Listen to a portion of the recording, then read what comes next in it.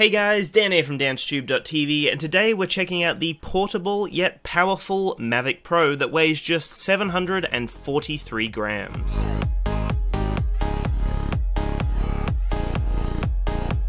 This is my early review of the Mavic after just a few weeks of use, and I will have a full review in the coming weeks, so keep your eyes peeled to the channel. But this one will be a little bit of a shorter review and just my experiences so far with the Mavic Pro. So the flight time out of one battery is about 27 minutes. Now I've got the 3 batteries and I would get about an hour and 5 minutes of flight time, and that's pushing it to the point that it actually forces itself to land. Now that is pretty amazing, guys. An hour and 5 minutes of flight time is impressive by any standard, let alone for something as small as the Mavic Pro. I also want to mention that you need to follow your local government's aviation laws. So for me in Australia, I have been following CASA's laws. This is just to protect people around you and to ensure that everyone is safe. Now with the Mavic's control range, you can get to about 7 kilometers away from the controller, which is impressive as hell for something as tiny as this. Again, it's constantly connected to satellites, so at a normal time for me, I would probably be hitting about 12 satellites,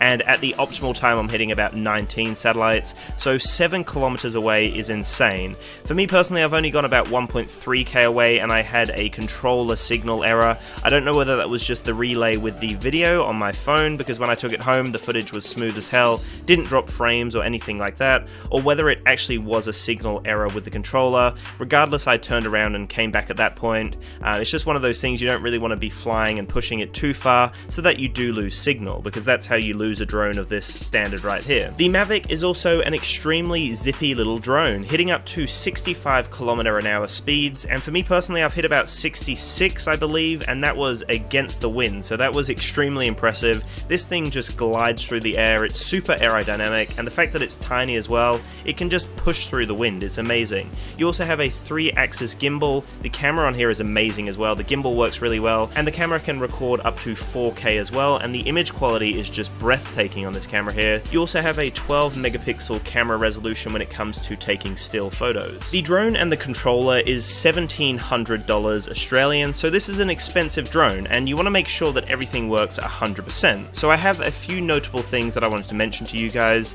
The first thing is the return home feature. So I noticed that this feature was extremely stable and controlled. It landed within about 5 meters of the home point that I set, which is extremely accurate, so just make sure that you take off from an open field and everything will be fine in case you lose some sort of signal with it, or in case you have to activate the home mode. Now the other thing I noticed in the home mode was that it dodged obstacles and it adjusted its landing process, which was extremely impressive as well, something that I was a little hesitant about, but it did an amazing job in its automated mode. The other thing that I've noticed that is a little bit frustrating is my iPhone 7 Plus is having issues with the follow me mode. So this mode actually uses the GPS signal from your device, and I've been having a weak GPS signal error message pop up. This is really frustrating, and this isn't just me that is experiencing this issue. I've seen online in a lot of different forums that other users are complaining about the same issue as well, so just be mindful if you do want the follow me mode that the iPhone 7 Plus is having some issues right now. There is an active track mode which does a very similar thing. This is just software, so it tracks you based on the camera and based on your movements. The follow me mode tracks you based on the GPS signal from your device, so one of them is software and one of them is a hardware function. Now certain wind conditions have definitely made me feel hesitant to fly, but the Mavic itself can withstand a level 5 wind, also called a fresh breeze, and this wind speed is defined as 29 to 38 kilometers per hour, so that's really full on winds. But sometimes when I take off and I get to a hover point, I notice my Mavic will be getting blown off to one side and it will be leaning drastically. Now, you can adjust the gimbal to still get some extremely stable and centered shots, but because of its size and weight, I do feel a little bit hesitant to take off sometimes. Definitely with a larger drone, you wouldn't be having these issues. It handles perfectly well in super breezy days, but just something to mention that I was a little bit hesitant, and I'm sure that a lot of you people out there would be very hesitant flying a $1,700 drone. You'd want to make sure that it's a perfect condition and a perfect day to actually take off and get some really awesome shots. Until you actually see the camera on the Mavic Pro, you will have no idea how tiny this camera is and how amazing it is. The fact that it can produce crisp 4K footage from such a tiny little lens is breathtaking, guys. One thing I will mention though is the ISO will only go up to 3200, so this camera does struggle in low light situations. That's just something to look out for when you're trying to get a sunset.